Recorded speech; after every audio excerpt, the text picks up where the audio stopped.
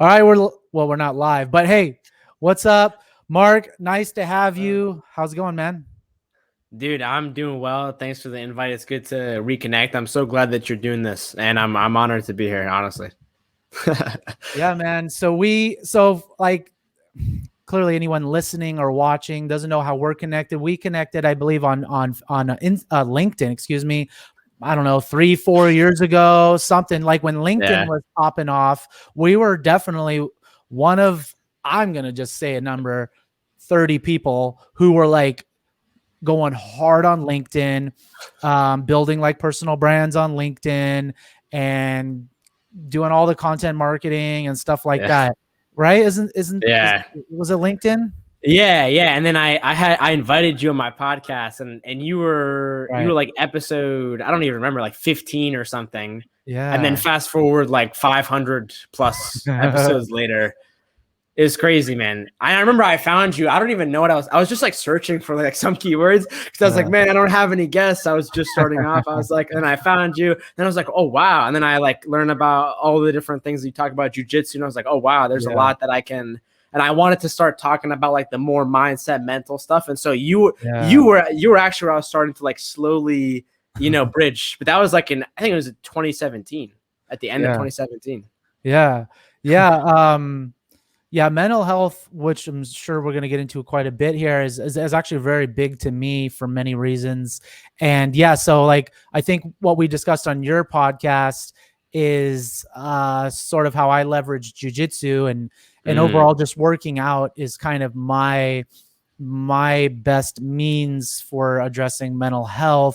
mm, Um, and yeah, and I run an Instagram page it's on all social. It's called Jiu-Jitsu Saved My Life. And it's mm. not literal for me, but it's literal for a lot of people that for them, jiu-jitsu, and you can extrapolate to martial arts and sports and working out, it saves a lot of people's lives, not just physically, but I mean, arguably, more importantly, mentally, emotionally, for what you get out. So yeah, man, it was awesome to It's do this full huge. circle, to be on your podcast a few years ago, and now you're on the Introverts Are Us podcast, and I think it's going to be Woo! 10 times better than back then. You were just getting started. I was just getting started, so a lot has changed. You've had a book out, you got courses, so you got a lot of awesome stuff to provide people. So yeah, man.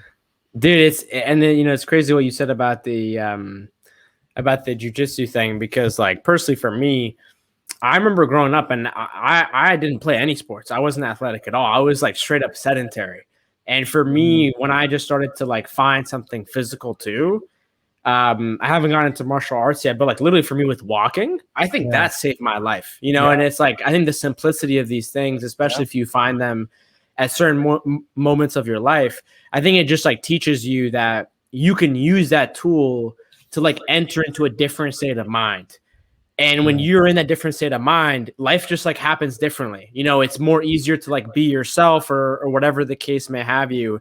And like that 1% difference every day, like that can be a huge difference in like the quality of your life. And so I'm so glad that like you were able to find that. I want to get into martial arts. Like there's like this karate studio, or I forget the martial art. It's right next to my grocery store. hmm Every day or like every week when I go there, I'm always looking at it, I'm like, I'm gonna walk in one of these days, because I actually tried to play karate when I was younger, but I never got into it. But I gotta revisit that for sure. Where do you live? I live in Massachusetts. Okay, Yeah, well, yeah, there's tons of martial arts out there for sure. yeah. Yeah, man, I definitely think you should try it and see if you're into it or not. And everyone's into it, but definitely try maybe different martial arts. But of course, I'm biased. The jujitsu is a huge part of my life, um, and I mean, but you know what's so weird though, because um, I don't. It's such a conundrum. So we talk about being introverted, we talk about social anxiety, and we also can talk about, because they are very different things, people Yeah. who are introverted and socially anxious. Mm. That's definitely me. Um, Actually showing up to jiu-jitsu is the hardest part for me. Jiu-jitsu is actually very, very physically difficult. but it's also really fun and rewarding, and it has so many benefits. But because I have to be in a very specific mood to want to go, to want to be around people, to be in a very stimulated environment. It's loud, there's lights, you're physical with people, with initially, at least for most people, with strangers. Yeah. It's a very, for me, I mean, I probably never told anyone this, but it's very overwhelming, actually. As much as I love jujitsu, it's hard for me to show up a lot. I've been training for like off and on for like 12 years. I should easily be a black belt right now. I'm a brown belt, which is one belt below that. But so many literal years, I kind of just didn't go much because there was just times in my life where I just was not in the right mind state to want to be in that environment and be that social and be with strangers and be in so much stimulation, even though I knew the benefits and I swear by the benefits and I evangelize the benefits of jiu-jitsu. I still to this day don't show up nearly as much as I'd like to because I just have this adversity because I got to be in a specific mood, and it's really shitty. Can I ask you a question? Yeah. What, like, are there any times where like you go there and like you don't really feel it, but then you're like, maybe I should go there? And then a follow-up question is, after you go there, like once you get through like that initial approach, then how do you feel? Or is it like you just don't step foot if you don't feel like it? I would say, yeah. More often than not, if I'm not feeling it, I just don't go. And that's not great. But to your point, many times I have went, even though I wasn't feeling it. You're right. There's just an initial 30 minutes or something, and then it's fine. It's totally fine. There is just a barrier you have to just break. And then, especially with jiu-jitsu, at least, I can't say that's always the case with other times of socialization, other types of environments like work or parties or family or whatever it is, speaking events, whatever. I'm not sure it's equivalent to that. And the reason for that is, I don't know, is that jiu-jitsu demands your full focus. It's incredibly physical. It's dangerous. You're choking each other, you're bending limbs, you're basically you're wrestling, but with the submissions added to it. So there's no way you can just like lose your attention or be out of it. Like that doesn't work. The environment is sort of fight or flight the whole time. And that's so actually a good thing. It's kind of a good thing because when that happens, then you're in the zone, and then you kind of, for me, you kind of forget about the anxious thoughts or introverted type of thoughts, and you're just in it, and that's awesome. You're just surviving, and it's cool in a good way, I mean. But getting there is the problem. You just, most of the time, introverts or people with social anxiety will just choose not to show up in the first place, and that's where that's kind of the issue, I think, in many ways. So for me, to this day, I still don't show up a lot because I just like. And I know these people. I know a lot of these people for years.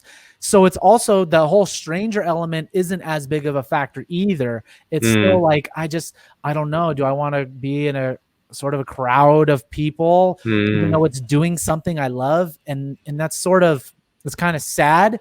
But I'm self-aware about it. And I know I'm not the only one. That's so interesting, man. Well, dude, I mean, first off, thank you for sharing, dude. I mean, I'm sure a lot of people also like in the jiu-jitsu community who have this overlap, I'm sure they would want to hear this too, you know? And it's so interesting. And I think for me, one of the biggest things that I've seen is like, as I have met a lot more people who maybe are similar to us, I feel like one of the biggest trends that I've learned is that a lot of us are very like smart and very intelligent. And I think one of the biggest traps when it comes to like social anxiety is that we think we have to do more. We think that we have to use like more of our brain power. But if anything, I actually feel like it's the opposite. I feel like it's learning how to actually use your brain less in these specific scenarios, you know? And a great analogy I heard is like, your mind is like a radio. So there's like AM, there's FM channels, right? You could say, let's say AM is social anxiety or anxiety. FM is maybe just like a more, conscious, relaxed you. Um, and the reality is that like the AM, the anxiety, it's not going to go away. There's a lot of things that you can do to like manage, to deal with it, to treat with it. But really what it's about is it's learning how to use your brain as a tool to be like, hey, for this specific case, let me learn how to like switch this channel, so that kind of like what you said of like, you just kind of forget of like everything else. And I think that's like one of the most important things, because if you, it's not very easy to get there. But if you can get there, then I think what happens is like something clicks in your brain. And for some people, and you start to realize that like there is something that you can do differently. Because I don't know about you, but I know for me, before I really realized that there were things that you could do about this to manage it, to improve it a little bit, before it just kind of feels like you're just sort of like stuck and like you're hopeless and life is very dark. And so I think like thinking about that from that perspective, in terms of even if you can just like moving your mind a little bit and your attention, especially with social anxiety, is like so important for people to know that, because a lot of people think like, oh, I have to get rid of it, or I have to like use all my brain power and try to control every thought. And it's like, it's about entering a different channel, and a lot of the times, like if you're not taught, or if you don't, have the right, friends, parents, whatever, that have taught you that, or you didn't have the right scenarios, like a lot of people just don't get there. And I think that's really important. I know I was like that. So it's very interesting. Yeah, I think you're right, especially when it comes to things that are either hardwired, like personality types, introversion, extroversion, and where you are on that spectrum, and or mental health type of things.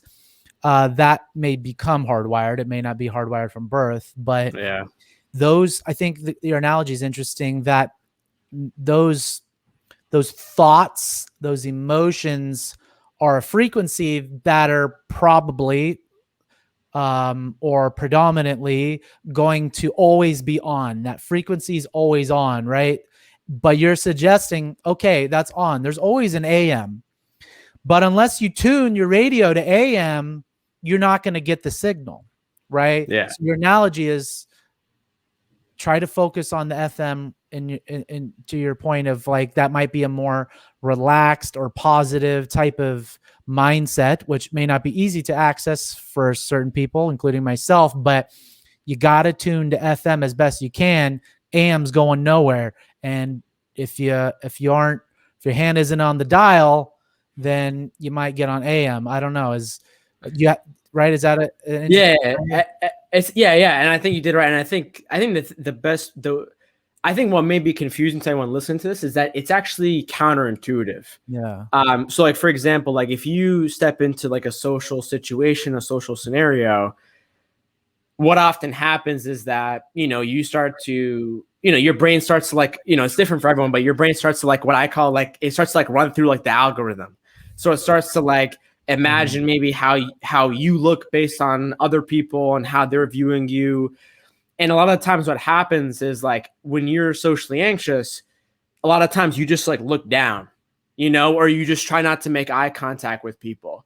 But a lot of the times what happens is when you do that and you actually like are not directly looking at physical external reality, what's happening is that like you're looking down or you're looking at somewhere else. And then now like your overactive introspection can actually be used to like imagine different sort of like fear-based thoughts that make social anxiety possible. And a big part of it comes from not actually paying attention towards the right things. Because a lot of times when you step into a social situation, a lot of the times then you sort of ask yourself like, oh, how do I look? How are they looking at me? Is everything okay? A lot of the times you're not actually tapped into like who you really are. You're asking your social anxiety that. And like, no matter how you look, no matter how amazing you are, no matter how great of a job you're doing, if you're asking your social anxiety that, it's always just going to take you down, And so I think a lot of times, like when I say, oh, don't pay attention to it. I'm not saying like, oh, just try to ignore it, right? Because that's not really possible. But what it's about, it's like, hey, how can I, whether it's like put my body or put my brain or put my mind in a different physical state to, you know, if I have exercised or if I have, like, for example, like before this, I went for a walk and then I also did a breathing exercise. I don't know how much you're into that, but like that, because that physically changes like the state of my brain. So that once I enter in that bigger physical state, my thoughts will just automatically change. I don't have to work as hard to try to like fight each and every thought, because I know that it's just a different channel. I can just shift the channel rather than being like, oh, should I go to 94.5 or should I go to 95.5?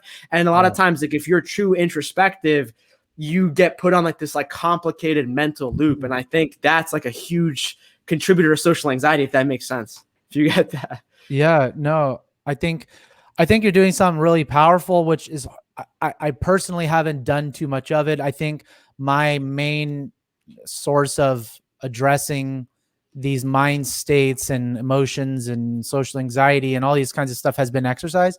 But again, like I said, I definitely, well, I've been athletic. I've been an athlete. I've been competing in sports my entire life. Having said that, I still don't show up, like I said, if I'm in the wrong mind state. And I think what I need to get better at is finding means. And you've mentioned some that I haven't got into. Of course, a lot of people swear by them, meditation and breathing exercises and things like that. That might be something that could be useful for myself and others, because what I might need and others might need is, there's something you want to do. Like for you, maybe it was jump on this podcast right now, but you're like, I want to be in the right mind state so that I have the best experience and things like that. And I'm who I want to be and stuff like that. So maybe for me, what I need to do is find those tools like that and do that when I don't feel like going to jujitsu or whatever it is. Do that, leverage these tools beforehand so that I can hopefully get myself into a mind state where then I do want to go. Because if I don't use any kind of means that you've mentioned, for example, I'm just not going to go. I'm just going to drive home and be like, all right, after work, I'm just going home. But maybe at work, if I'm like, I should really go to jiu-jitsu or the gym or whatever after this, I just don't feel like being around people or whatever it is, that environment, big, loud, noisy environment with lights and music. Maybe I need to go in my car before I leave or something, do some sort of meditative thing, whatever it is, and then get myself refreshed in a new mental environment where then making the decision to go isn't a struggle. Is that maybe something you would suggest? Yeah, for sure. And it's a lifelong process, you know, and like the reality is that, yeah, there are definitely like a handful of things that, you know, I would talk about that when you look at the science, like the data is clearly there of like, yeah, it doesn't work for everyone, but for most people, like this, and that clearly works for people who have social anxiety. But I think it's just a learning process, you know, and you just learn how best like implement these things. And yeah, I mean, I think one of the things that you said that was really interesting is that, like, you know, for me and like a lot of people who I talk to who have social anxiety, not everyone, but a lot of the times you can often trace it back to this moment where someone made you feel something that you didn't want to feel. And usually it has to do with some sort of like social isolation, you know, being kicked out of like a group of friends, being kicked out of like your family, some culture, tradition. And I think a lot of it, just when I've, you know, had time to think about this, I don't know if I'm right, but I think what that has to do with is like when you were a kid, somebody, some outside force made you feel like you were not yourself. Maybe they misjudged you. Maybe they assumed something about you. Maybe they made fun of you, bullied you, abused you, whatever the case may be. And I think what happens is like that leaves a mark like in your brain. And I think what happens is when you are a kid or you're a teenager or whatever, and you go through this and you're trying to hide this, you don't want to talk about this with anyone, that wound gets bigger and bigger to the point where every time you then step in a similar environment, a similar scenario, your brain is sort of trying to perceive, which like if you know, I learned this yesterday from I forget who made this video, but they said the word perceive, the definition of perceive is your brain's ability to take meaningless data and make it into something meaningful. And so you go through as a kid, your brain is giving you this data. And then now every time you step in this environment, or someone maybe has a certain kind of cue with their face, or something that triggers your brain then goes through like the same emotional wiring, the same emotional loop. And again, like if you don't talk about this with other people, if you don't have a way to release that, what happens is that just becomes you. And I think the biggest thing that I've learned about that is I feel like at some subconscious level, like now that we're adults and you're going to go to jujitsu, or I want to go to this place, I want to see these people, I feel like there is a part of us that is still actually fearing, like, wait, should I be myself, or should I just like be whoever that they called me, made fun of me? And so I feel like for me, one of the biggest things that's helped me with that is just like, as simple as it seems, it's just like being really clear about my intentions for like what I'm doing and where I'm going. And like literally, for example, like if I'm going to an event, or if I'm going to meet friends, or if I'm going to meet a lot of people, whatever, I will like literally pull out my journal and I'll write down like, you know, like this is my intention for like going to this, you know, situation.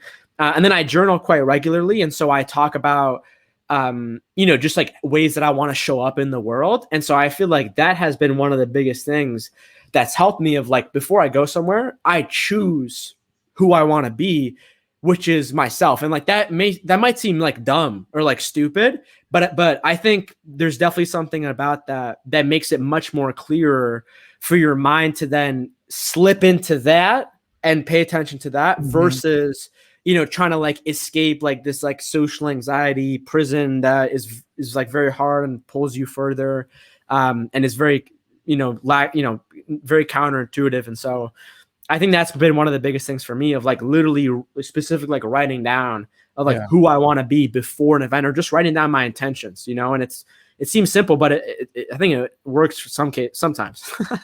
No, I know. I mean, I haven't done exactly what you've said, but I think, unless I'm mistaken, some of that is kind of Buddhist, and some of that is kind of Hinduism, right? I believe is like there's about intention and about decision, that there's power and clarity in having a clear intention of, like you said, who I'm going to be, what I'm there for, that clarity, and also the power, the relief you get from making a decision as well. I think those two things are something that they do relieve anxiety. I don't do it all the time because I'm just unskilled at it, but I have noticed when I do it, just like when I go to jiu-jitsu, I see the benefits, even though I still cannot consistently do it. When I do it, I notice the benefits, and I have in some ways done what you said about having clear intentions, and also to me, I added on the deciding something. That's something actually Will Smith talks about a lot as well in his kind of motivational videos, is the power and the relief of anxiety of making a decision and just sticking with it. And that kind of brings me to another I guess issue that I have is being indecisive in general. And I don't know if that is related to anxiety in some way, or if it's related to being a highly analytical person, or if it's related to wanting to control environments, or whatever it is. I've thought about it a lot, but I don't exactly know what indecision necessarily comes from. Might come from different things, but is indecision something about anything in life? I'm not kidding. Talking about food, talking about what clothes to wear, what time to go to something. I mean, literally about anything. Have you struggled with indecision? Do you know much about kind of the effect of indecision on anxiety and introversion? I mean, it's interesting. I never thought about what you said about before about decision, and what Will Smith said about the power that comes from making a decision. That's so interesting.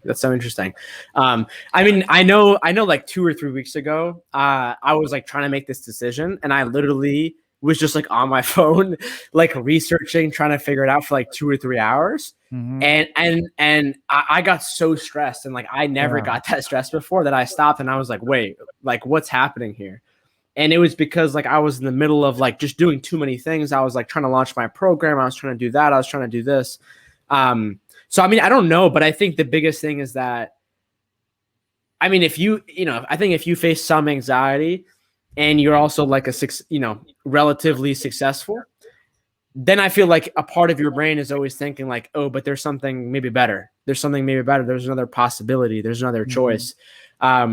So yeah, I mean, I don't know that much, but what I will say is that I think for me, the best way that I've handled these is similar to like what you said about jujitsu, of like, I have to be in a certain mood, or I'll put my brain in a certain mood and I'll make decisions, because I know that if I spend 2 hours just sort of aimlessly, not really trying to be strategic about it, not thinking about my state of mind, the state of my brain at that time of making a decision, I know it's going to take me 2 hours. It's going to stress me out. Whereas I know if I'm in the right mood, the right state of mind, I've been a little bit strategic about it and I've prepared, then when it's time to make the decision, I could probably make that decision in like 10 minutes, and so maybe not like every time, but I think that's a big thing of like, and I remember like for sure, like when I was younger too, like just like different work that I would do in school, or just like different work that I do like as an entrepreneur, like in my business, I would notice that depending on my state of mind, I would accomplish like the same exact thing in 10 minutes. Whereas maybe some other times it takes me like an hour and a half because of my state of mind, and so being able to like learn how I naturally work depending on the time of day. There's like all the stuff about like your circadian rhythm, like natural energy, sort of like that. That's where I try to match it. I try to be strategic. I try to balance it out with my sort of mind and body. And I've tried to like really not force things, these days, because I noticed that if I'm always trying to control everything, if I'm always trying to force everything, that's where I feel like these simple things, like making decisions, they stress you out way more. So, I mean, I don't know. How do you deal with it? I don't think I do.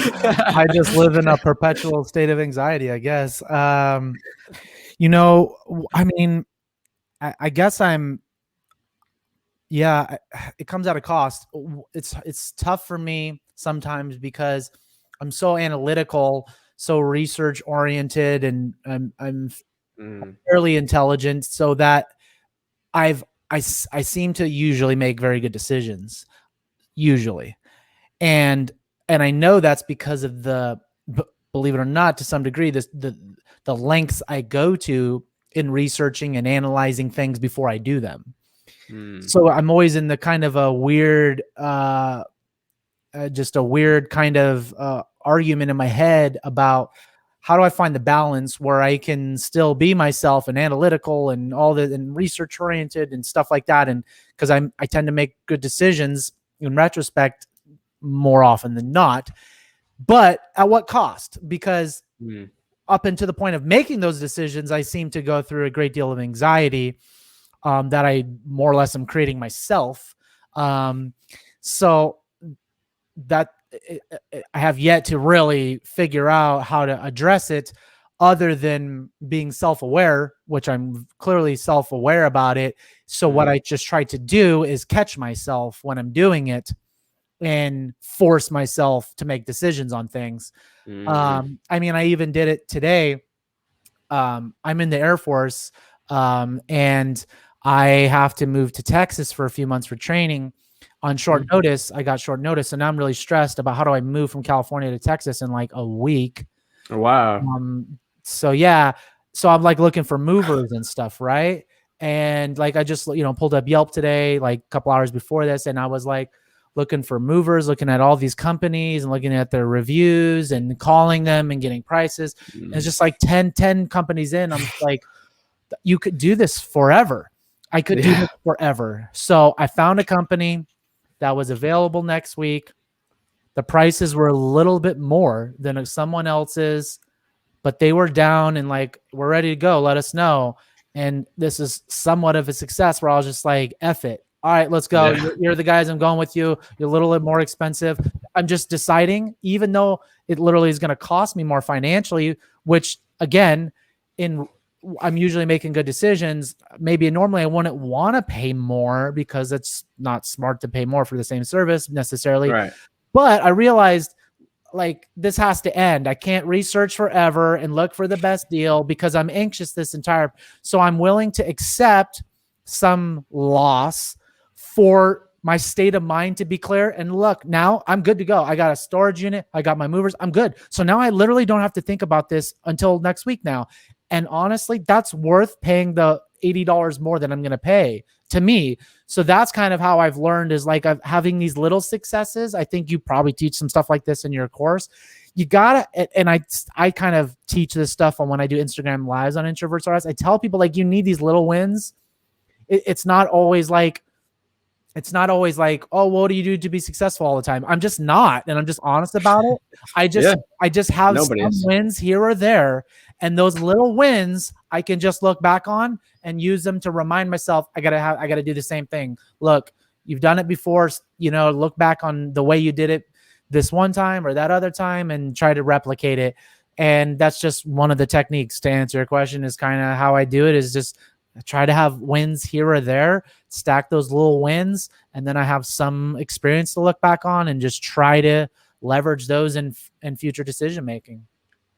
Dude, that's huge, man. And honestly, that sounds like such a stressful situation to move from California to Texas in a week. Yeah, I've done stuff like that many times, man. I did the same thing. I moved to San Francisco on short notice. I've moved to I've been to Afghanistan. Like I've done this a lot, bro. My life is like perpetual moving. Afghanistan. That's a whole nother, that's a whole nother topic. But yeah, so definitely my in some ways my lifestyle creates some stress too. So that's the other thing. I think that's the other thing about being self-aware is understanding your role in social anxiety and whatever that is and your mental state, even if it's not anxiety, depression, anything, what's your role in it, right? And I think that's why self-awareness is really important, not because it solves everything, because it won't. Some people have very clinical mental health issues that certainly cannot be solved by self-awareness alone, but it certainly helps because if you really understand how you think, how you process stuff, how you act, your patterns of behavior, it just helps because you're going to have more of those little wins because every once in a while you'll be able to catch yourself and correct yourself. So that's just my two-sided coin because the self-awareness is awesome in the way I'm explaining it, but I'm sure you can attest, like you said, sometimes the over self-awareness, the over introspection can actually create anxiety. So it's a weird cyclical type of relationship. Yeah.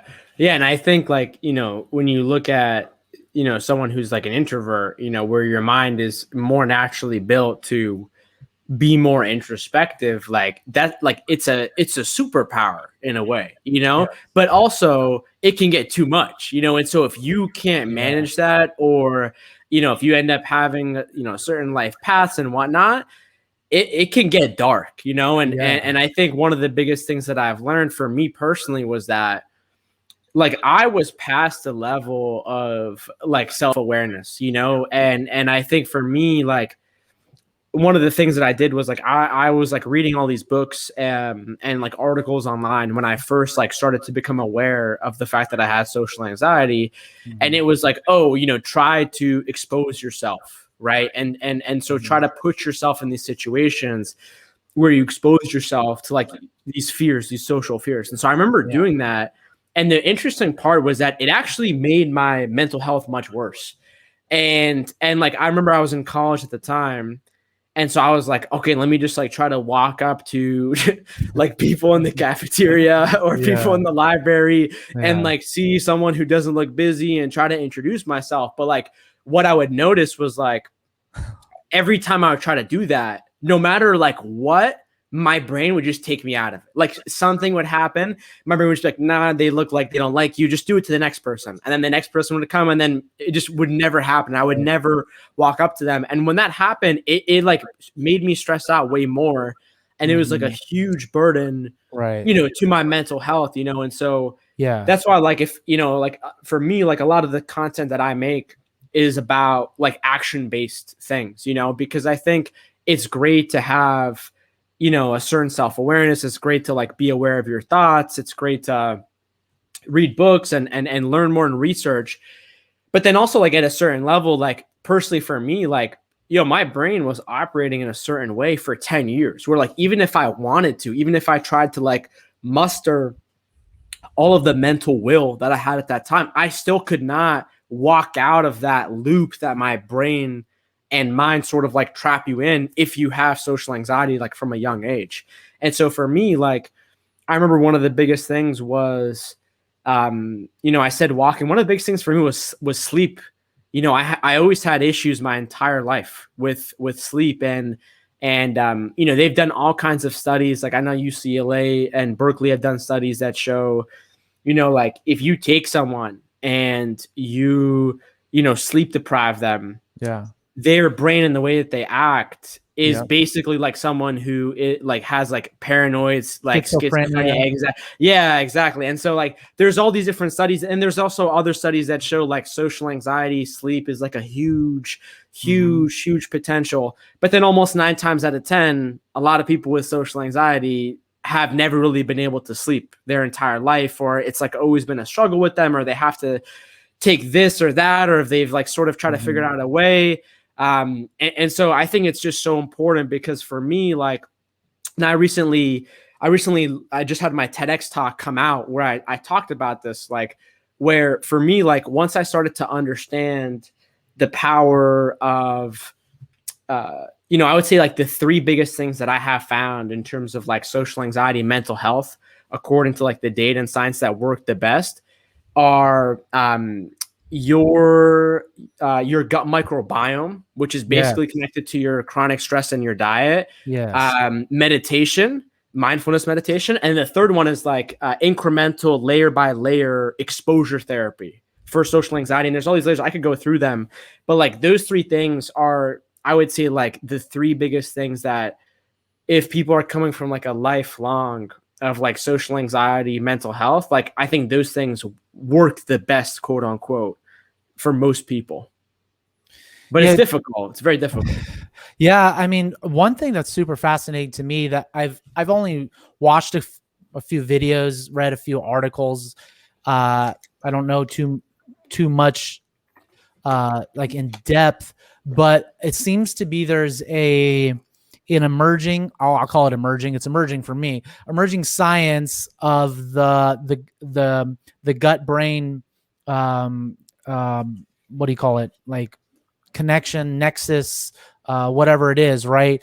And that the nerves in the stomach and in the intestines, in the digestive system, were highly influencing the brain and hormones, and therefore mental health.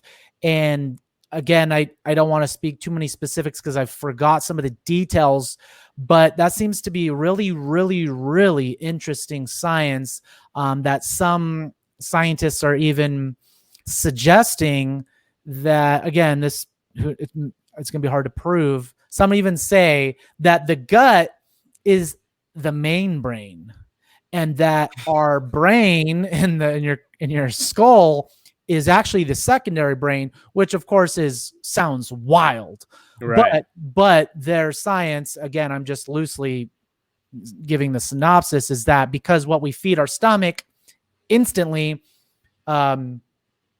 affects the nerves in the digestive tract, and those influence hormone production and reduction straight to the blood-brain barrier in the brain, that your mental health and your mental well-being is directly influenced by what you eat, not just your physical body, your fat, your carbohydrates, all that stuff, which refers to more of your physical appearance, but your emotional well-being.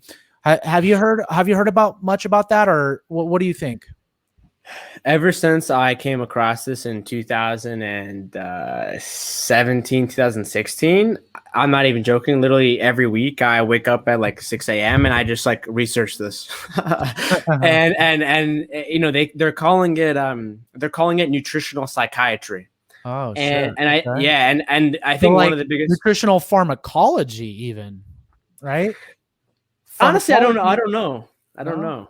I don't Okay. know. I'm not I'm not sure, but like I think one of the biggest reasons like why it's catching up and like why it's getting big now is because I feel like it's actually one of the few things that actually works in terms of its sustainability, Mm, and in terms of like the results. And like what I mean is like, yeah, if you eat a salad, you're not gonna cure your anxiety for the day, right? That's not what we're yeah. saying. But what Yeah. it's saying is that like, you know, your body and your system and your brain have evolved over the course of thousands of years in like this really amazing way. And the way that it works is like you eat food, your esophagus, all this stuff, process it, your then it goes down to your gut microbiome, and then your gut basically eats whatever that you gave it. And so a lot of people don't know this, but humans we don't actually know how to process fiber. We don't know how to process Right. plant fiber on our own. Mhm. And so our gut does that. That's why And you then poop.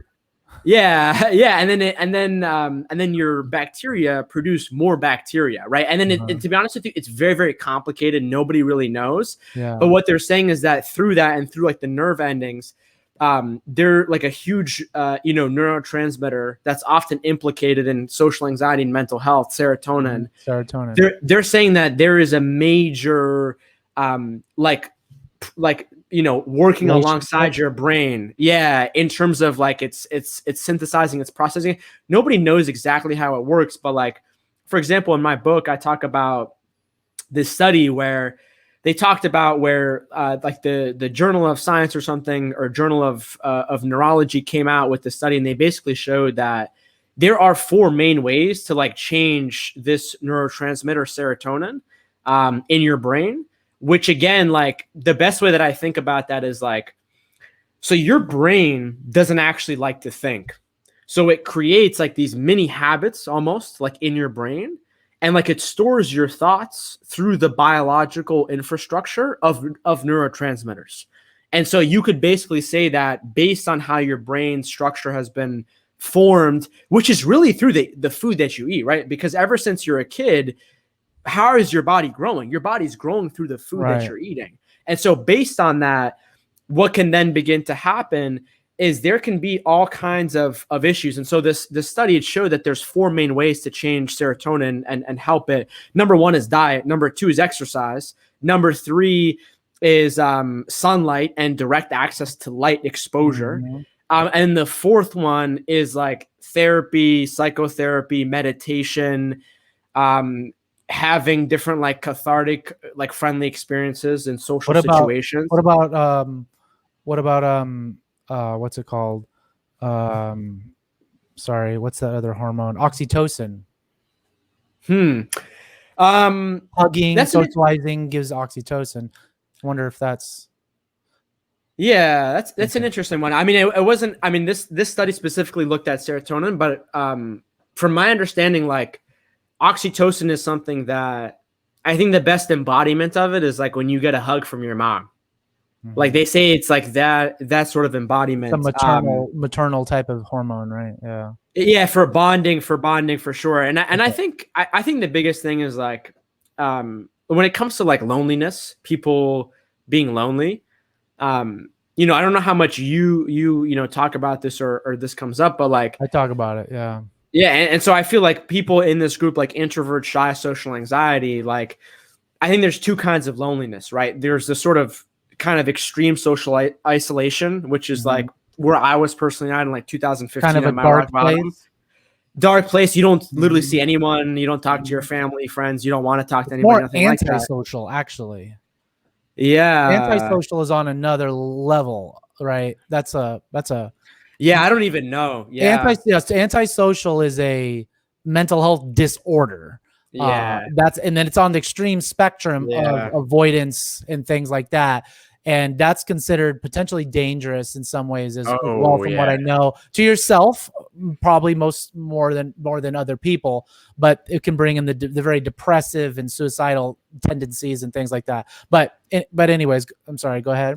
No, no, and I think that's a great point that you bring up because, like, for again, I don't know exactly, and I'm not a scientist. I don't know exactly how this works, but like, what I'm assuming is like personally for me, like if I had, stayed, where I was when I was 18 and socially isolating, maybe 10 years from then maybe I would have like a mental disorder Yeah. of antisocial. And I know there's other ones. Mhm. I know I've heard of some sad things because of like quarantine and how that's affected Yeah. different people. But Yeah. but yeah, I mean, I don't, to be honest with you, I completely, oh no. So loneliness, right? So I think there's two kinds of loneliness. There's that kind of like social isolation, maybe antisocial, I'm not sure. But then there's the other kind, which is like, there's people around you, like you're around people, but you Yeah. don't feel like you're connecting to anybody. You don't feel like you're Yes. bonding, Very, And very so maybe that introvert has thing. to, yeah. And then so maybe that has to do with oxytocin. I'm not sure. Mm. But this concept that I heard the other day is that, loneliness doesn't come from having nobody else around you. Loneliness comes from not being able to communicate what's the most important to you. So Yeah. then I start to think about like being an introvert, being shy, especially having social anxiety, being afraid to like literally be yourself and talk about what's most important, really. That is like such a quick route to loneliness. And like I think loneliness is a real serious issue that there's been all kinds of studies that show like it's very bad for your physical health, mental health. And so like to me, I kind of look at it as like social anxiety is sort of like this gateway drug to social isolation, Mm. loneliness, which Yeah. then if you like look at it too, like loneliness is also implicated in like suicide, and then you start to think about, like a lot of people unfortunately out there who, are in the same position where, I was. And then you think about the sort of solutions that we have in our society of like, go see a therapist, go see a doctor, or if it's like worst case scenario, call a suicide hotline. But then you just think about it and you're like, but if you're someone who has social anxiety and your mental health is like really deteriorating, it's really bad, you're probably not going to want to call or talk or to Yeah. any of those people. And so I think it's like a huge sort of like gateway that's like almost kind of hidden. And like, this is what I gave my TEDx talk about, because I think this is just a serious issue that I literally was this close to falling into. Like I literally am, I'm so grateful every day that I'm, super lucky and I was able to, get out of that, because there's so many people who don't, and I think these things are the gateways that end up triggering people, decades down the road. Because ultimately, man, like what I think social anxiety is like this disease from your brain that gets you to isolate yourself, that gets you to like not be yourself. And I mean, so you're basically saying that social anxiety is a gateway to potentially having antisocial tendencies, getting into a dark place, maybe suicidal and things like that. I mean, do you want to bring up an example or something of where you were at one time, like how you may have been in that position so others can relate, and maybe anything specifically you did to get out of that hole? yeah, definitely, man. So for me, when I look back at, my life, one of the biggest triggers for me was at a young age moving to a super small white town and being the only immigrant post 9/11 as a Middle Eastern, and facing all kinds of bullying and racial profiling. And I remember just like growing up as like the only person in this town, as just always being different. And for me, this was before I knew what social anxiety was. This is before I knew what mental health was. Yeah. And so for me, I was just like, when I leave this place, like when I go to college, this is where I'm going to get to be different. Right. But then what happened was that I went to college, but then I realized that all my behavior was the same. And I was like, oh, wait. So I changed my location. I changed the people that I was around, but I'm still shy. I'm still socially anxious. And I, started to, I told you, I started to Google it. I started to research it, and I started to try to expose myself. And when I did that, it made myself feel so much worse about myself, because I just couldn't do it. I could just, I was just failing. And I just started to think like, man, I'm just like never getting out of this. And I just feel like there were so many different like dreams. There were so many different things that I wanted to do that I couldn't do because of who I was, and because of like how I was acting, how I could communicate, how I couldn't communicate. Mm-hmm. And so for me, when that happened, that's where I started to like, where I just like saw myself.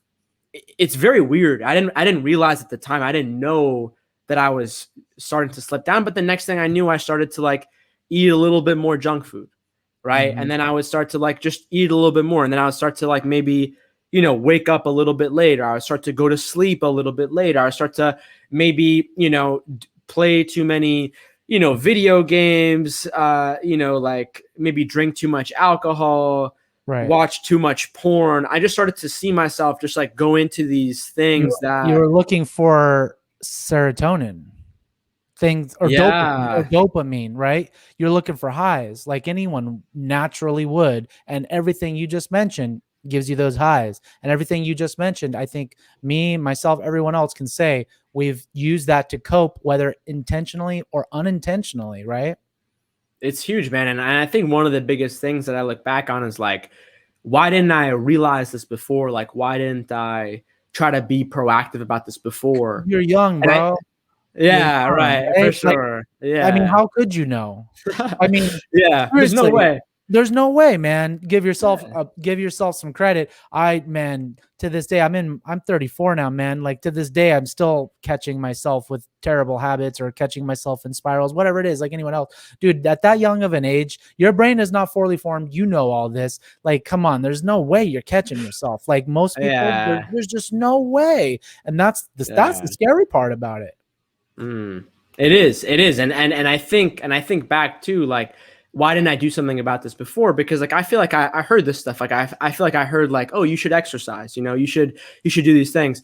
And I think about it, for like the same exact reason before as to what you're saying is like your brain is just like searching for serotonin, right? And like you have anxiety, you have depression. So then these things, like these habits that require maybe consistency, maybe discipline, you can't even do that, and it's not because you're stupid, or it's not because you're not working hard enough.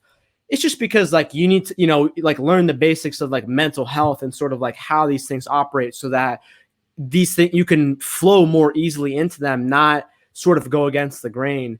And so yeah, so I just saw myself just like spiraling down, right? And the next thing I knew, and I always had sleep problems throughout my entire life, but next thing I knew, I just couldn't really go to sleep at night. And like Insomnia? literally, Was it yeah, just like insomnia? literally no matter what I would do, my brain would just like, I would just close my eyes. And then sometimes it'd be social anxiety. Sometimes my brain would just start running through like, oh, here are all the social scenarios that are going to happen tomorrow. Mhm. Here's what could happen. Oh, here's Okay. what happened yesterday. Here's why you should have done it differently. Here's why people think you're stupid. So it was mostly Yeah. that, but I would just Okay. like, I would sit there and then I would just like open my eyes and just like be full of just like energy, and then look at my phone and be like, oh, it's 4 a.m. Wow. So that would happen so often, to the point where I was probably sleep deprived for like a solid month and a half. And what actually ended up happening was, so I was in Boston at the time, and the area where I was living was pretty nice, but it was let's just say it was like neighboring a city that wasn't so nice. And like I was in college at the time, and so it wasn't too far away from our college. And so I remember we would get like campus police alerts of like, hey, don't go down this street, don't go down this street. There's been like some gang shooting. And so we all knew that it was like a very not so great place. And so basically what I was doing is my brain just broke. Like that's the best way I describe it. My brain just felt broken. And what I started doing was I was just like, you know what? I'm just like in so much pain. I just don't want to deal with this anymore. And so I was just like, let me go for walks at like 2 a.m. and or 3 a.m. in like these ghettos, and just like try to fantasize and just like try to hope that like some dude would walk up to me and try to mug me and like kill me and murder me. And so I remember doing that for about a solid 3 weeks.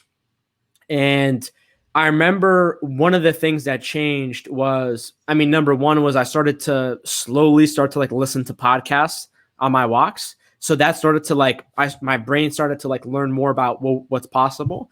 But then I remember number two was that on one of these nights, on one of these walks, I was, walking in Boston. I remember I was crossing one of these highway bridges where like you're on this bridge, and then if you look down, there's like highways. And so generally speaking, there's like a lot of cars always zooming past there. It's very loud.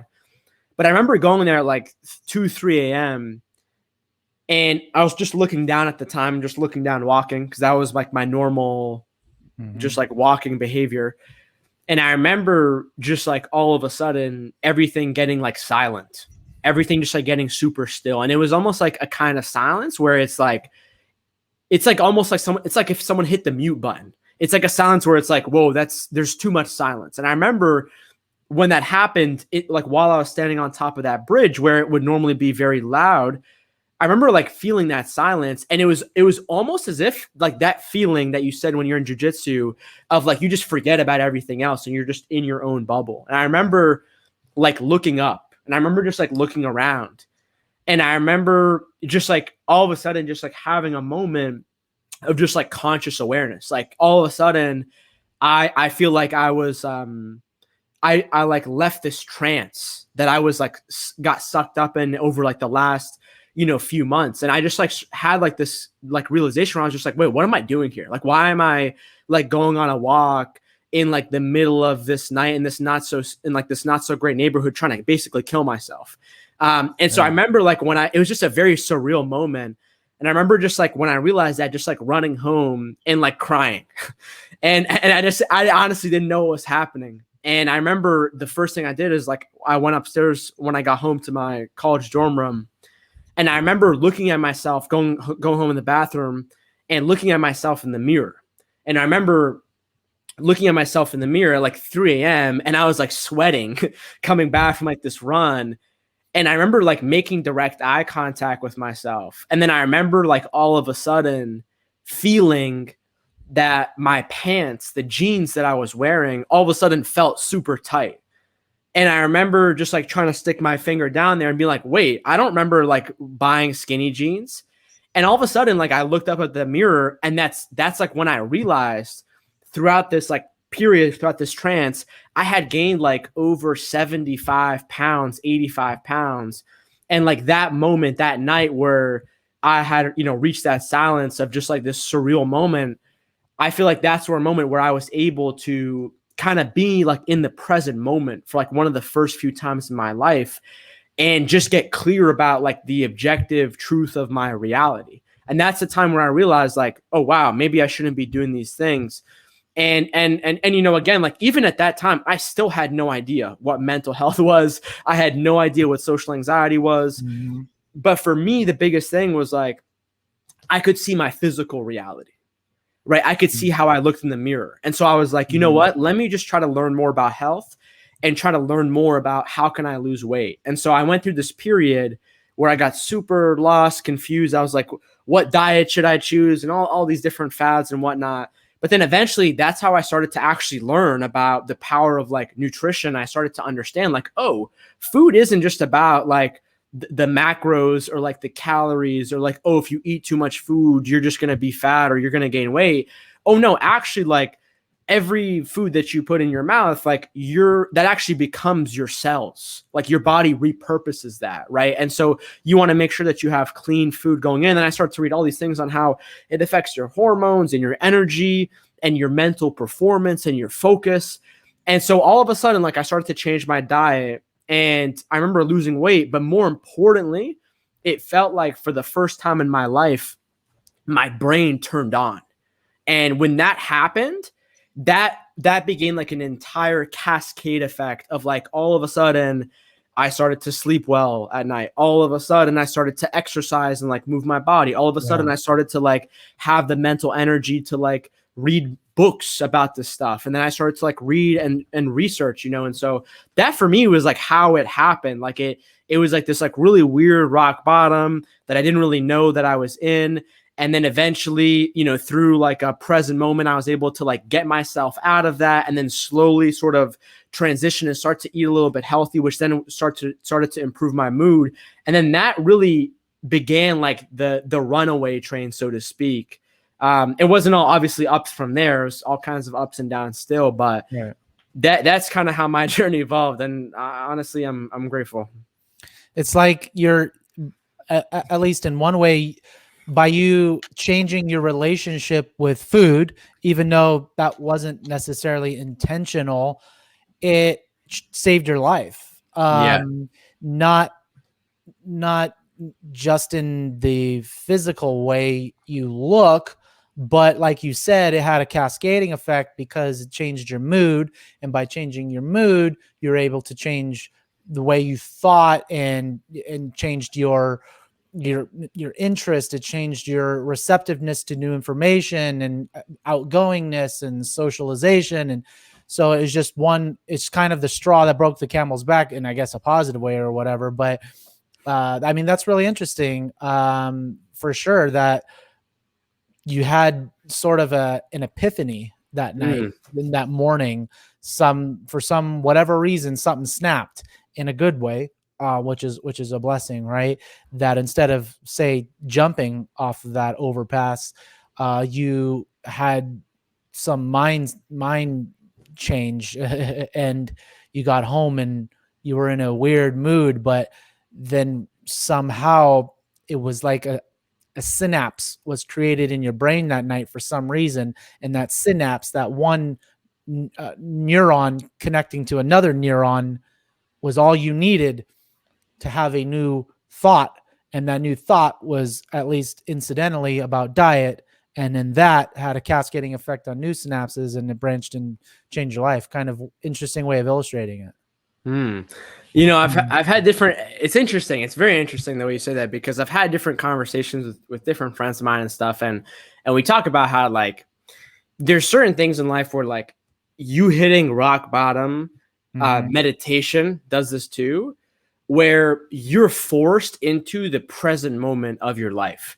And I think one of the most challenging things about anxiety and mental health in general is that once your brain starts to wire you to have these certain set of behaviors, you become that behavior. Like, so people who have social anxiety, in their heads, like, they're, for the most part, they're entirely defined by their social anxiety. They say, "Oh, I'm not a smart person. I can't do this." Right. Maybe not really. Maybe that's just, the social anxiety. And so, one of the biggest things is that you are not even really in the present moment. You're just sort of going off the experience that has always happened, the information, the senses that your brain has always told you that you've always felt. And the reality is that a lot of us are in these loops, so much so to the point where it could be argued that we're not even actually living our lives. We're living in, like, this past future scenario of, like, every time we walk in somewhere, our brain tries to, like, think about, okay, all these people that we've seen before, we have to, like, act in a way that, our past self would be congruent.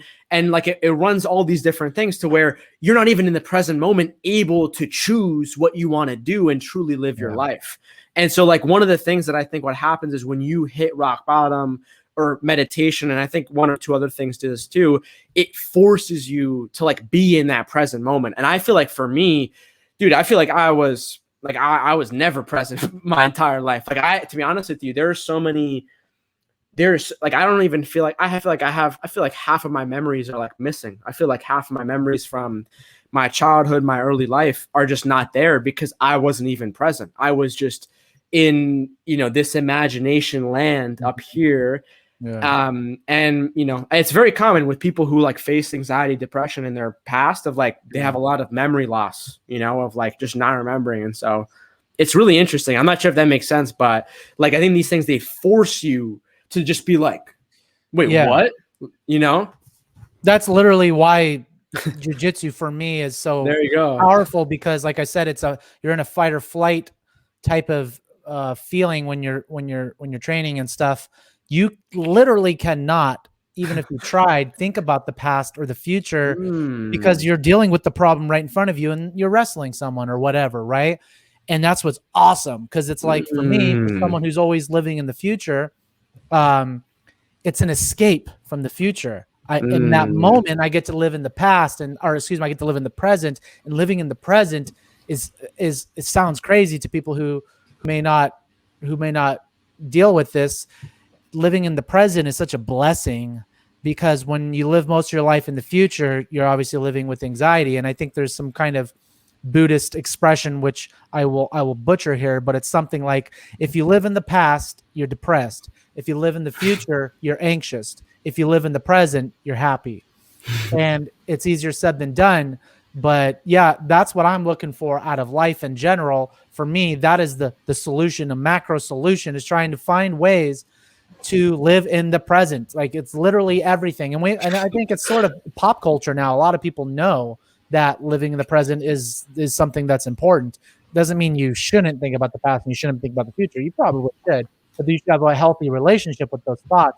So I'm trying to continually find ways to be in the present, and it's very, very hard for me, other than ways that force me to do it, which is one example is the jujitsu. But I think I actually think socializing is one of the ways to do it, because if you're engaged in conversation like I am with you right now, and for introverts it tends to be deeper conversation, meaningful conversation.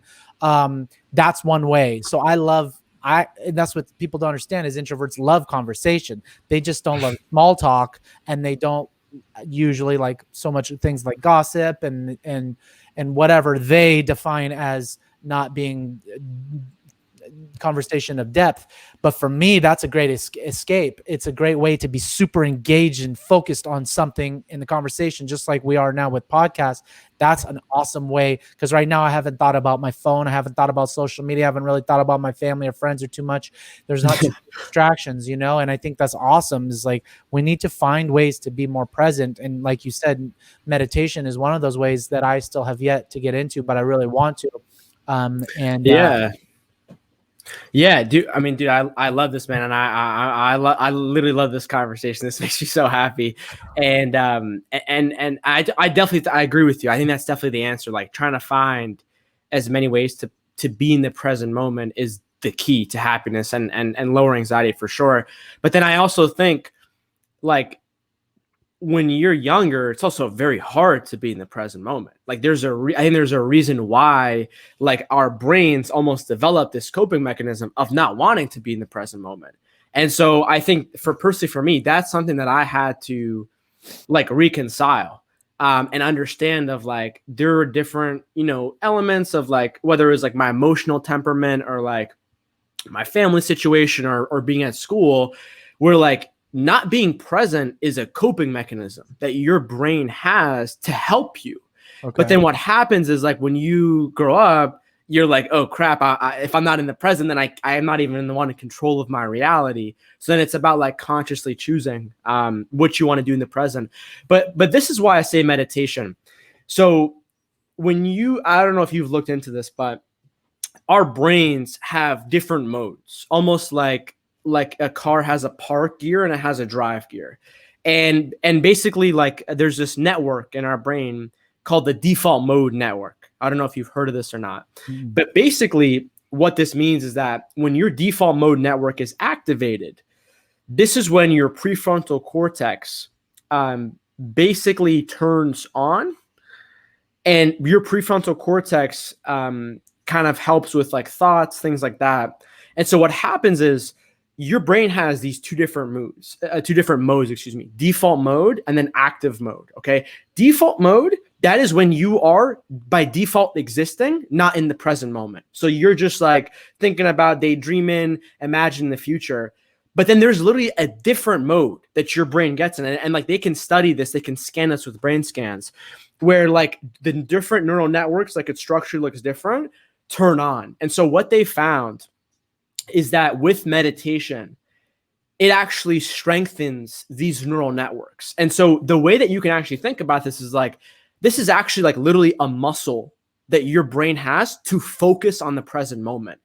And so there are different things that you can do to strengthen this muscle. And by far, I think the biggest one that's the most sustainable, is in like, it's the most consistently growing, is meditation. And it helps you do that. And I know for me,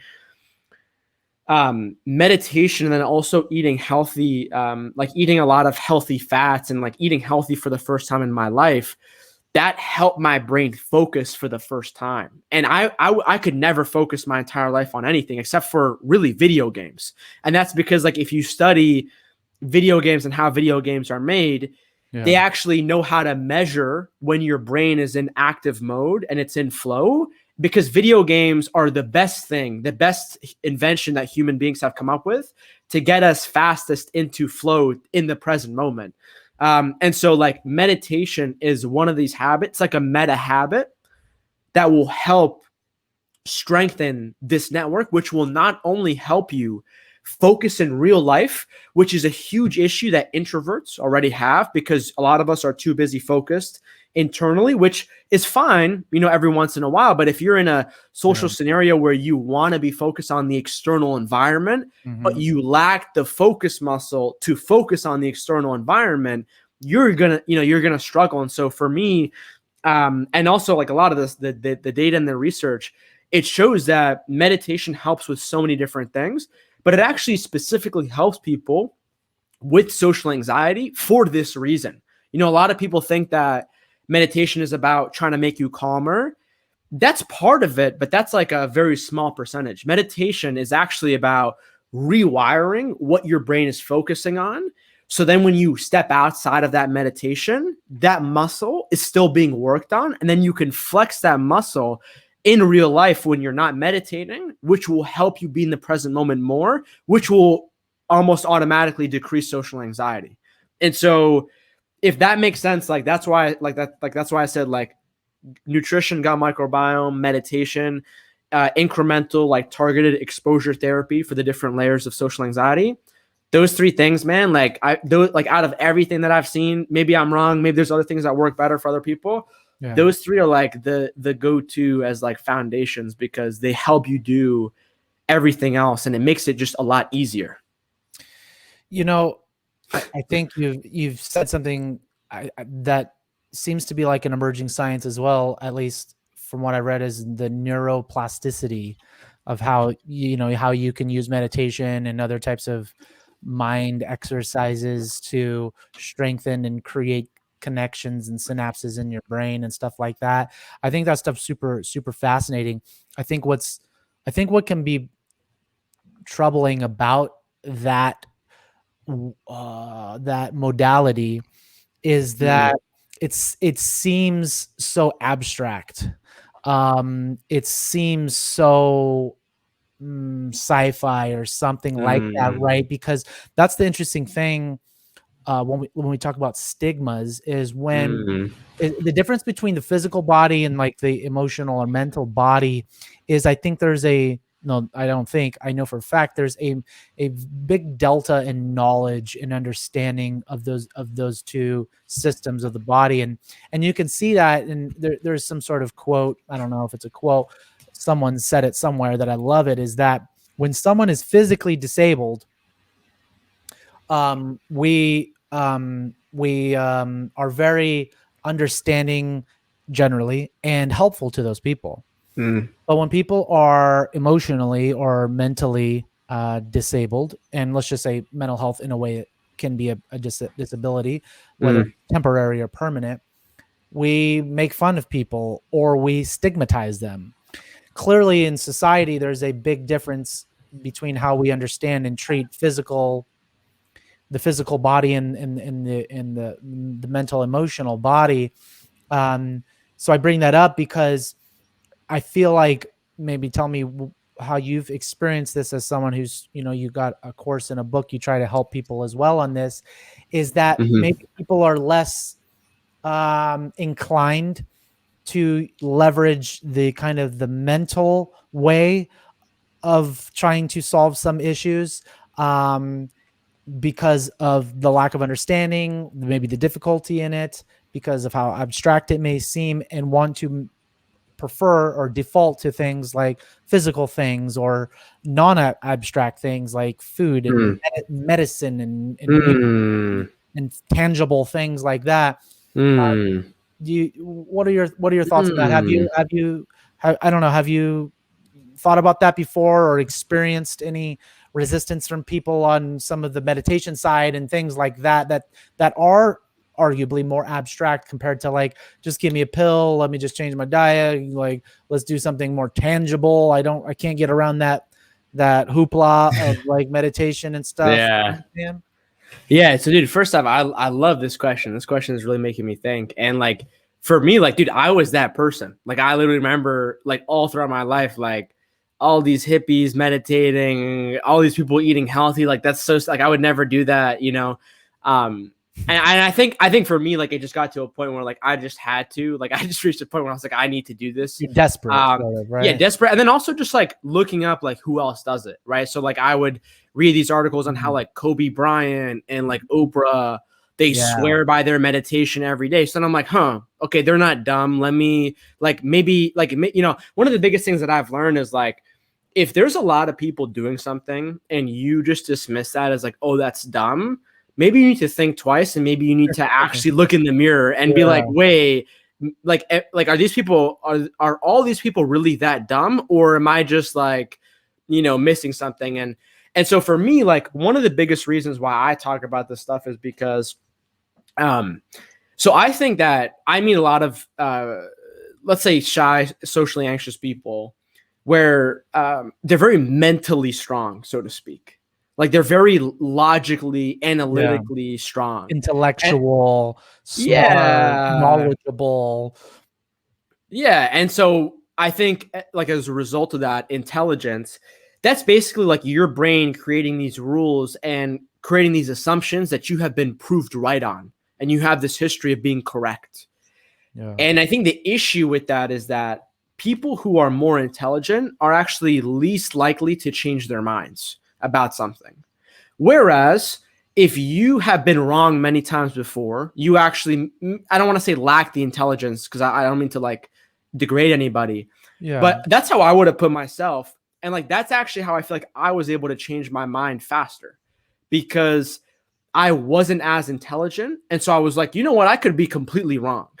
And I think one of the biggest things with introvert, shy, socially anxious people that I meet is they think that they can use their mental strength as like a way of like trying out different ideas, and sort of like trying to use their thoughts as a way to sort of do something in life.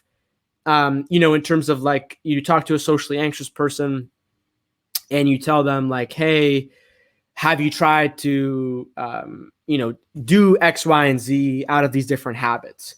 And a lot of times like they'll just say like, no, because it's not going to work for me because I tried to think differently. I tried to act differently and that didn't work. So why would this? And so I think that's like a huge thing. And maybe you don't relate to this because you've done jujitsu your whole life, but I think that's like a huge, huge thing because here's the reality. Obviously, like, again, like eating healthy, meditating, it's not going to solve all your problems in life. But here's the reality. If you can get someone to like eat healthy as consistently as possible, meditate as consistently as possible for 30 days, I can guarantee you it's going to work.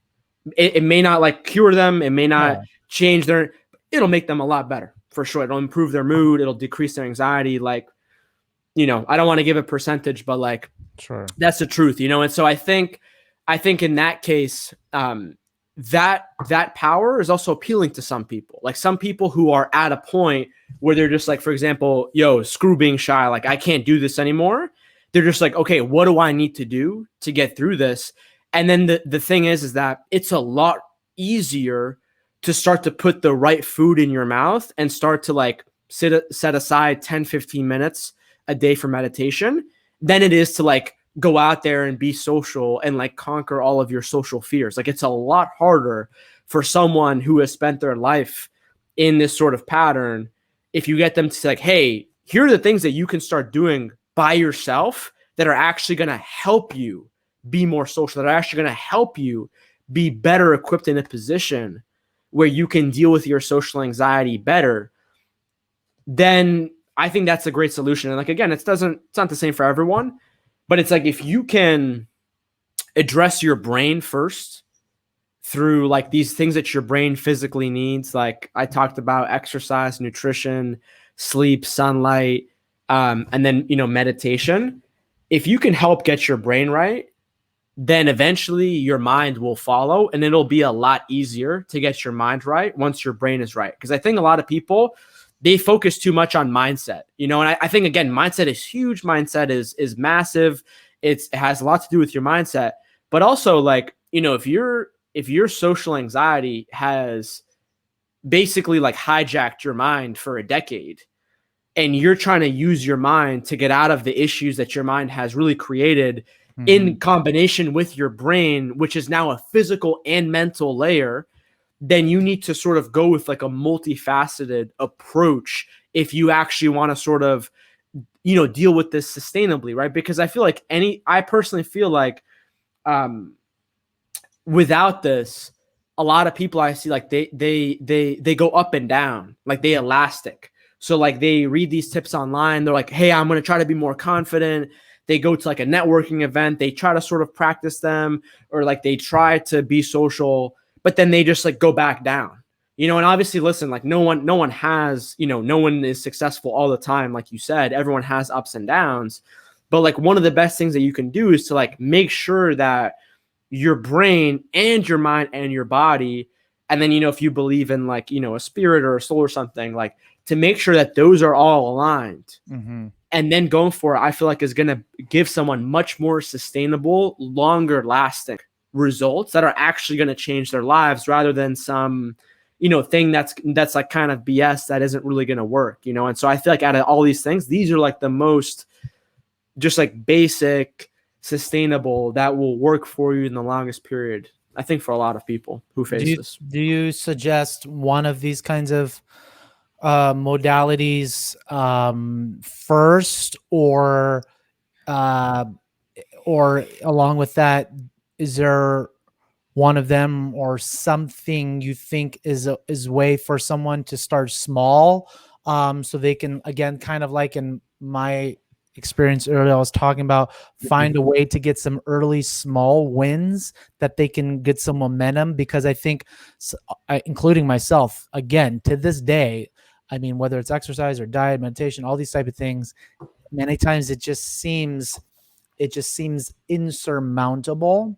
So what are some ways people can get some small early wins that they can use to build momentum, so they don't see such a mountain in front of them, and maybe it discourages them from trying? Yeah. So what I would say is that there is no like right or wrong way about this, right? And so very common what happens is that, when you live a life and you have social anxiety, a lot of the times, like what's naturally happening, and this isn't like a social anxiety conspiracy, so to speak, but I think what's happening is like, I think part of like what social anxiety does is, like, again, I look at it as like an algorithm, like a virus that hijacks your mind. I think part of what it does, it tries to convince you that like no matter what you do, like you're hopeless and you're never going to be fixed, so to speak. And so I think that's like just one to just like be constantly aware of that again and again and again. I know I definitely struggle with that. And so I think for one, it's like just looking at your life and just being realistic, And so one, it's like looking at, I think, what are you missing, right? So if you have spent an entire, like your parents have always told you to eat healthy, you've been eating healthy, maybe you don't start off with that one first. If you've always been exercising throughout your entire life, maybe don't start off with exercise first. If you, for example, have always struggled with sleep, or if you, for example, have always struggled with, sitting still, lacking focus, then maybe, meditation is something that I would recommend. And really what I would say is like, do the bare minimum. So like what I would recommend doing is like, let's say, for example, meditation, what I recommend doing is like literally pick a time that you think you can do every day for a minute, and just go on your phone and set a reminder to, meditate every day at, I don't know, 9:30 a.m. or 8:30 a.m. and literally just do it for a minute. And I think if you do that, and then the next week go to 2 minutes, the next week after that go to 3 minutes. And then, for example, for some people, when they meditate, they actually really enjoy it. They actually, when they do it, it actually gives them a kind of relief that they've never had before. But for some other people, they do it and like their brain starts like, like spazzing out at 1,000 miles per hour. Yeah. And like part of what you have to realize is like, that's 100% normal. And if anything, like that means that it's working, And so like, let's say that your goal is like for eating healthy. What I think is a huge thing is like, I think people, they, like, for example, like I personally, I don't believe in a universal healthy diet, but I do believe that human beings were made to eat like a natural, whole foods, whole plant, whole animal based diet, not really eat processed and artificial chemicals and things that our body doesn't necessarily know how to recognize. And so I think one of the biggest things is that a lot of people, they just try to restrict themselves and they just try to remove all the junk food that they've like literally based their entire diet around their entire life. And then when that happens, that's going to stress your system out way more, which is then going to cause you to probably eat more, you know, as that, if that's your stress relieving coping mechanism. So for me, what I say is always try to add a healthy food. Like I know for me, I never ate healthy throughout my time. Like I literally never ate healthy. I didn't eat a single vegetable except for like potatoes, you know? And so for me, I was just like, yo, what's a healthy food, relatively healthy food that I can just like eat that I enjoy? So I just like started to eat like bananas. I started to eat avocados. I started to eat eggs. I started to eat like blackberries. Like those are just like random things that I enjoyed because like once you add things, like in a good way, you're not restricting yourself. Yeah. Things get easier. And then also at the same time, like if you're eating enough and you're getting enough of the right fats, the nutrients, minerals, your body, your brain is just going to be functioning better. Things are just going to be easier for you. And so again, it's different for like each person. But I say do the least minimum possible thing. And then the other part to that is like, so I believe personally that if you don't believe something is not going to work, it's not going to work. Because I lived my entire life before and I was like, this isn't going to work. This isn't going to work. This isn't going to work. And these things never worked. But then I redid them with a different mindset and then they all worked. So I personally believe that like, in order for something to work, you have to invest in it in yourself. Okay. Yeah. And again, everyone has different goals. Everyone has different lifestyles. But personally for me, I know that like, I want to make eating healthy and meditation just a regular daily part of my life because I know that those daily habits are going to help me. And so for me, when I have the goal as like, hey, even if I mess up today, I'm just going to get another shot at this tomorrow. This isn't about perfecting and this isn't about trying to make this into like some performance, some like crazy thing I have to do super well. This is just like a gradual like skill. This is just like a gradual part of me that I have to learn. And like, you know, you always hear people say like, you know, and again, everyone has different rules. I'm not telling people what to do, but like for some people, they like cheat on their diets on the weekends or whatever. And they say to themselves, oh, I'm going to start again on Monday. I'm going to start the diet again on Monday. Well, it's like, personally for me, like the food lifestyle, it never ends. Like there is no sort of doing that. But then of course, like I'll enjoy, you know, certain things. And like what I'll say for me is like, as I personally on food, as I have improved my gut microbiome and my brain and my body over the years, you know, when I eat junk food and I eat different stuff, like it doesn't actually affect me that much. I don't really eat it regularly. I don't necessarily want to, because I've like unlearned that after like eating a primarily junk food based diet for most of my life. And so then like you start to like understand that like these things are actually enjoyable. And like a quick example on that, for example, is like a lot of people will look at someone who eats healthy as like, oh, he or she's restricting themselves, you know. And again, there's definitely a lot of people who overly restrict themselves for sure. But one of the biggest things that I learned is like, what happens is when you eat junk food, when you eat processed food, it actually changes your taste buds. I had no idea until I stopped eating junk food. But like what I would realize is like, oh, no wonder when I was a kid, no wonder I didn't eat like any fruits and vegetables, and no wonder they tasted disgusting, because eating junk food regularly, it actually changes your taste buds. And what you'll notice is that if you can remove this stuff or not really consume it regularly, and then you have some of this fruit, you have some of this stuff, it actually tastes like way better than any other dessert. And then also these days, there's so many companies out there that are adapting to the market, and they're actually changing their ingredients. You know, like for example, like before this, I was eating ice cream. I was eating cookies and cream ice cream, which is my favorite ice cream, but it has no sugar. It has no artificial chemicals, nothing that's going to hurt me. So I mean, so like there's all these different things that we can do. There's so many choices. And so it's really about like taking baby steps, you know, putting in that first habit, like 1 minute a day, every day that week is better than trying to do it like for 15 minutes and then failing.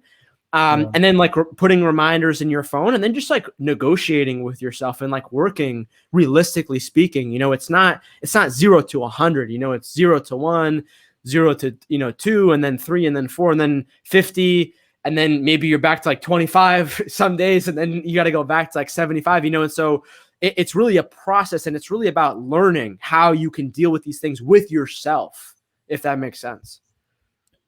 Yeah, I think you said something that is really, I think, important, is that each person needs to find their own way. You mentioned that some people may already have the diet okay, or might have the mental thing okay, or physical thing okay.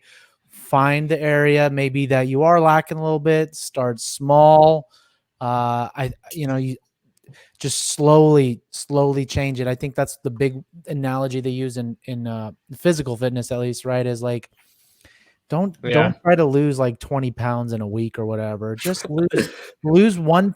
Be willing to lose 1 pound every 2 weeks. Yeah, it's going to take 6 months or whatever to lose the weight you want, but that's more sustainable. And I think you said sustainable several times, and that's the hard part, is because we want results really quick. And fortunately, anything that matters isn't gonna come quick, right? You're gonna have to change your habits potentially permanently, and that's what's really hard. And again, I've said it several times too, like there's things even I know to this day, I'm like, I still haven't changed those habits permanently. I'm better at them, but man, they're so ingrained that it's like, man, it's gonna literally be a lifetime.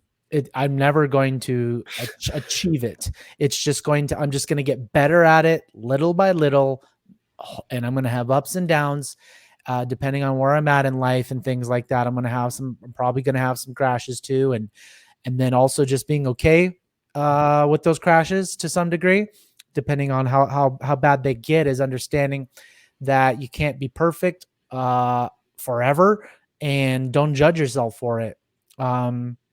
Try to catch yourself when you're doing it, though, so you don't fall into too deep of a rut, too deep into some kind of, let's say, a mental health debt that can be incredibly hard to pull yourself out of, and for some people maybe impossible. So I think that's helpful as well.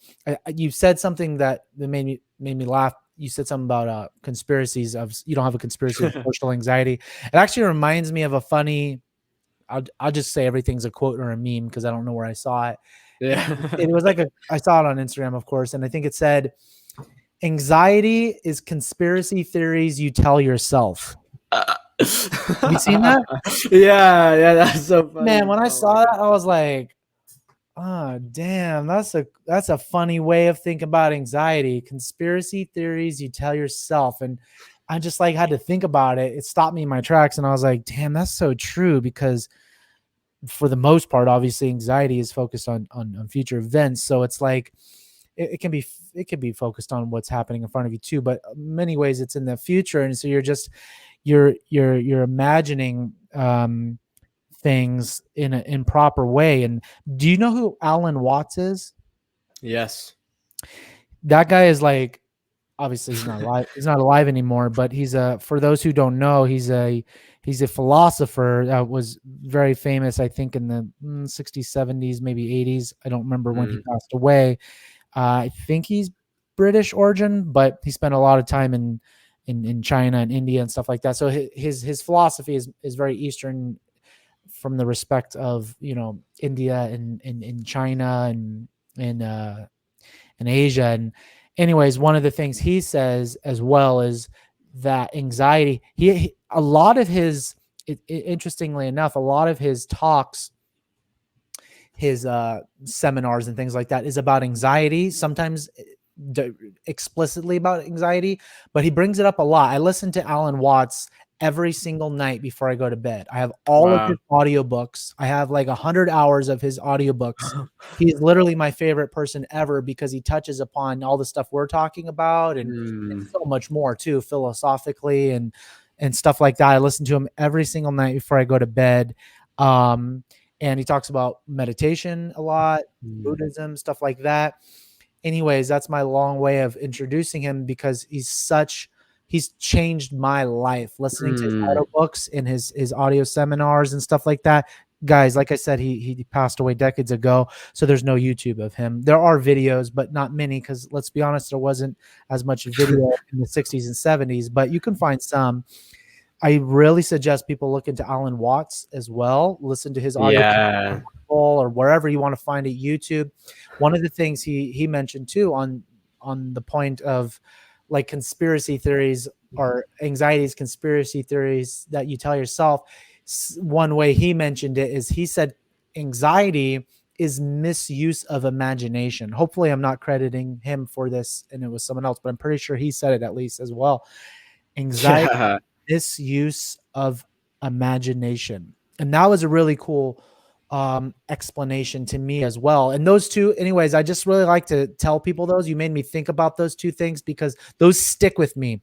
And things that stick with me, like expressions that stick with me, are easy to remember and catch myself and be self-aware when I'm Mm. anxious or something, is to think like that. Anxiety or conspiracy theories are telling yourself. I got to remind myself I'm having a conspiracy theory and I'm creating a conspiracy theory about myself or whatever, or I'm misusing my imagination. Change the paradigm, flip it. If I can think negatively about the future, then surely I can think positively about the future or the present. It's Literally. a choice. It is a choice. Now, it's not an easy choice for many of us, but it is actually a choice.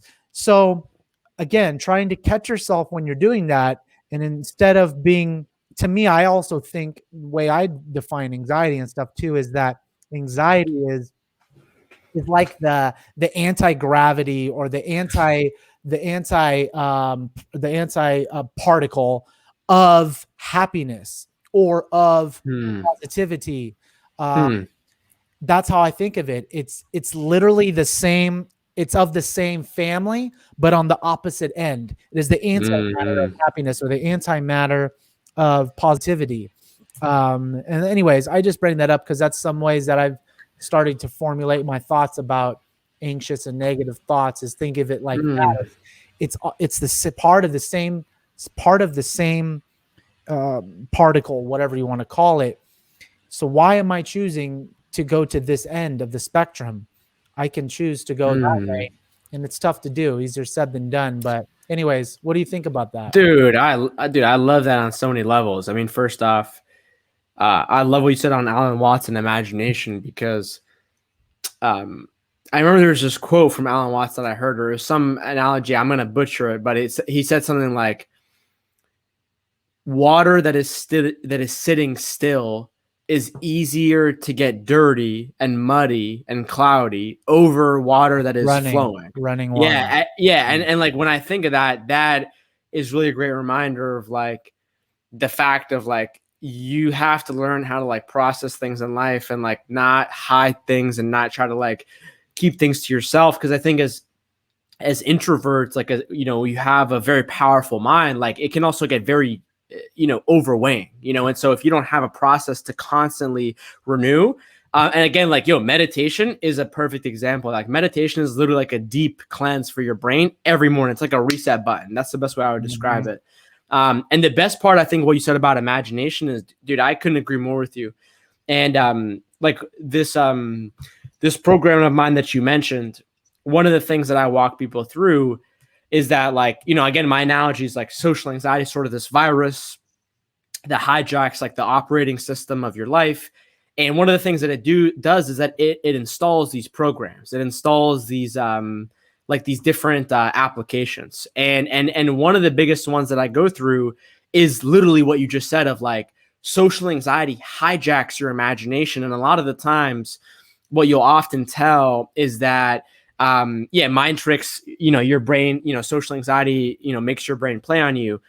A lot of times what'll happen is, like, if you talk to someone before, if they can sort of recall a moment to where they started to get socially anxious, often always they had a super overactive imagination, like in a good way. They were always like a super imaginative kid.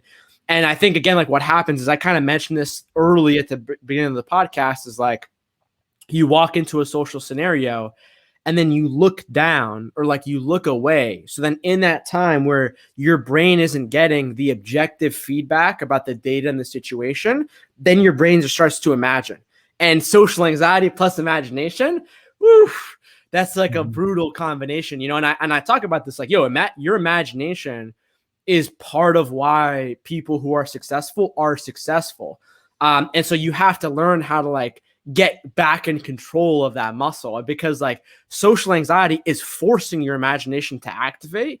You're probably an adult who doesn't even purposely try to tap into their imagination because you don't get it, or you think it's dumb, or there's no point to it. And so part of that is like, it's flexing it on your own terms. And when you flex it on your own terms, just like you said, the other positive one gets stronger than the negative one, man. It's so true what you said. Have you heard of probably have, it's a famous book called Think and Grow Rich by Napoleon Hill? Of course, man. I didn't read it. I audiobooked it.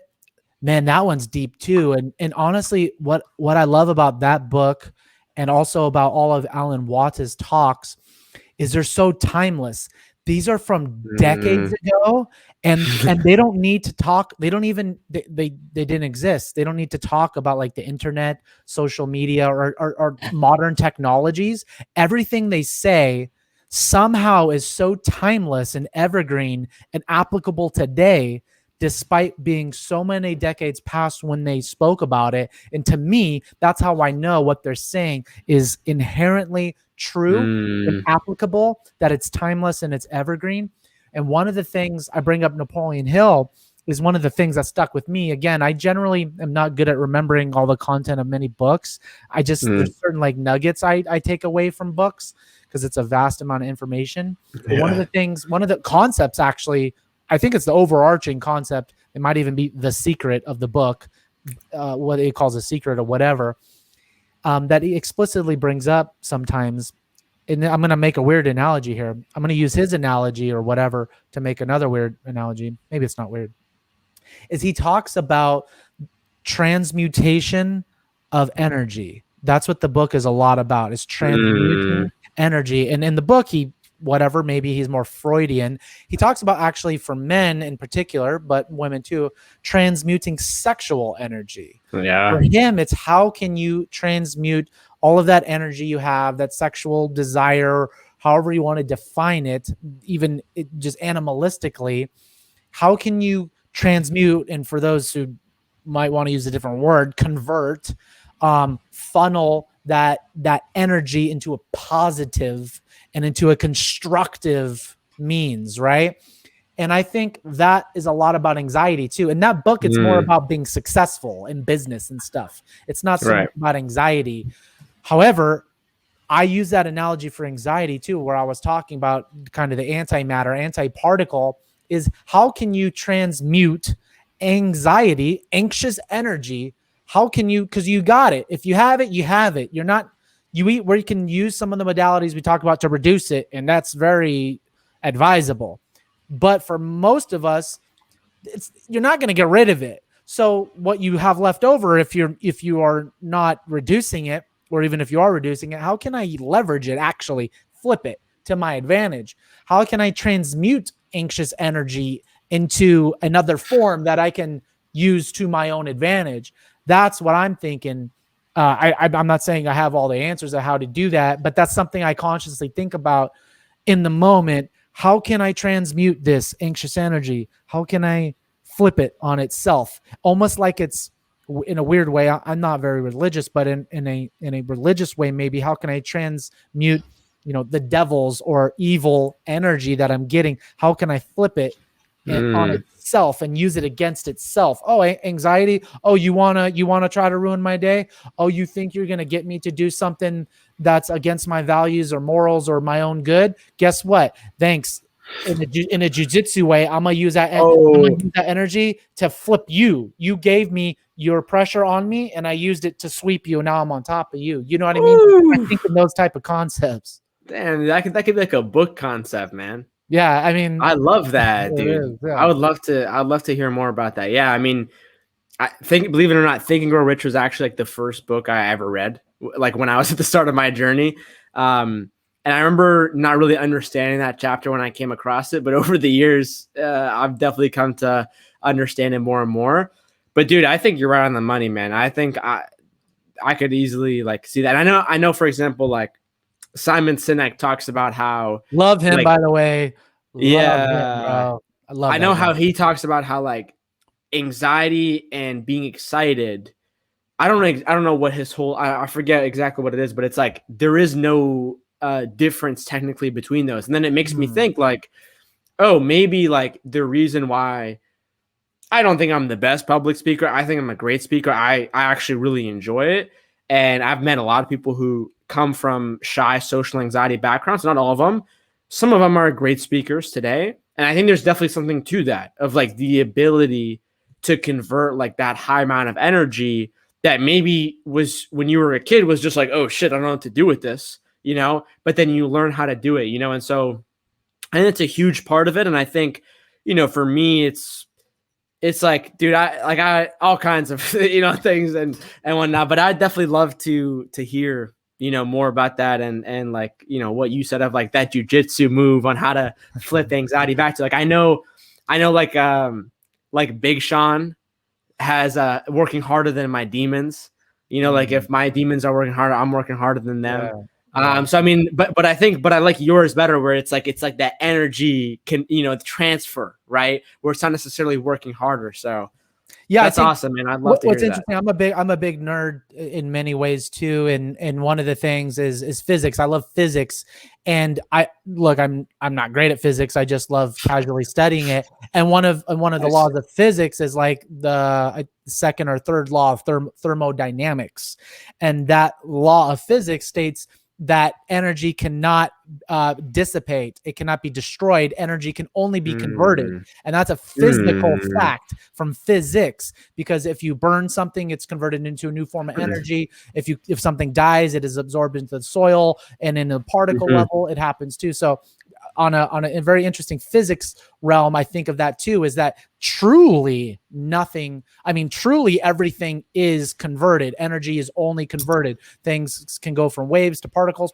to waves, and they can change from molecules, from molecules to elements, and elements to particles, and things like this. And it's just really interesting, a physical, scientific way to really conceptualize that as well. And I just nerd out on that level too, is like, if that's literally it is a law of physics, then it's not, I don't need to convince myself that I can convert this anxious energy into something else. I know it's actually possible. I just need to figure out how to do it. Yeah, ain't that the question, man? Dude, I love that, man. Honestly, I honestly hope I go to sleep tonight. I feel like my mind is just gonna be bobbing around thinking about all these different things. Well, I never thought about it like that. Before you go to bed, let's talk a little bit about your book. Yeah, man. So I wrote this book really because I feel like I had to write this book. I didn't write this book to like try to monetize it, to like build it for my brand, at least at the time. For me, this book was just like I told you, like I went on like the speaking tour in 2019, where I basically ended up speaking at a lot of like major cities around America.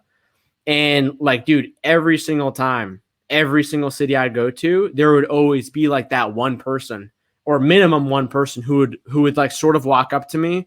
They'd be very shy, socially anxious, and they'd ask me, Mark, how did you go from, being hardcore social anxiety, shy, to being, able to like speak on a stage and, be confident and do whatever.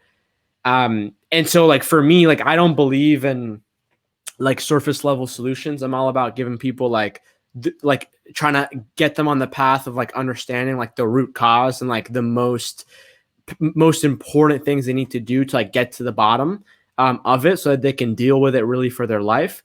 And so I'm like, I can't just write an article about this. Like I have to like go in depth and like go into this. And so, I mean, yeah, it was my first book. I'm definitely going to write another book. But this for me is just like, I just feel like I had to get this out there to the world because I've read a lot of books about like shyness and social anxiety, and I just feel like not a lot of them really encompass my sort of view to this. And so for me, my book goes through a little bit about my personal story, just so the reader can kind of imagine themselves in a very similar boat. Because a lot of times when it comes to like people talking about social anxiety or mental health, it's usually like very impersonal, or like when it comes from like a productive scientific standpoint. But I feel like that can alienate a lot of people.